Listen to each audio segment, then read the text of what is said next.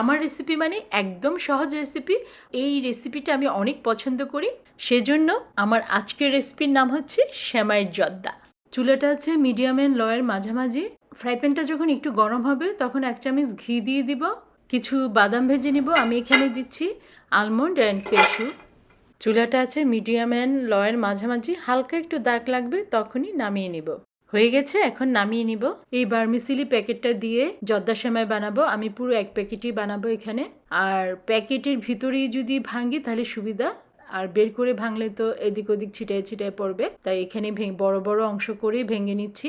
এখানে বাদাম ভাজার একটু ঘি আছে, তারপরেও আমি আরেকটু ঘি দিয়ে দিব।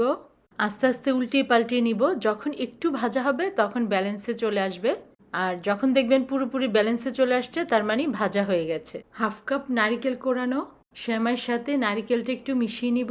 1/2 কাপ চিনি, যদি লাগে তাহলে আরেকটু চিনি দিব পরে। আর এখন পানি দিয়ে দিচ্ছি 1/2 কাপ। পানিটা যেখানে যেখানে আছে আমি সেমাইটা ওখানে ওখানে লাগিয়ে নিচ্ছি, কারণ পানিটার সাথে সেমাইটা লাগলেই ওই জায়গায় সেমাইটা সিদ্ধ হবে, তা নাহলে কিন্তু সেমাইটা সিদ্ধ হবে না। সো পুরো পানিটার সাথে সেমাইটা মেশানো হয়ে গেছে। আমার কাছে মনে হলো আরেকটু চিনি লাগবে। এই যে পুরো প্যাকেটটার সাথে 1/4 কাপ চিনি লেগেছে। চিনিটা আবার সেমাইয়ের সাথে মিশিয়ে নিচ্ছি। যারা কম মিষ্টি খায় ওরা 1/2 কাপ চিনি দিলে হবে, যারা মোটামুটি মিষ্টি খায় ওরা 1/4 কাপ, আর যারা অতিরিক্ত মিষ্টি খায় তারা 1 কাপ দিতে পারেন। এই তো হয়ে গেল সেমাইয়ের জর্দা।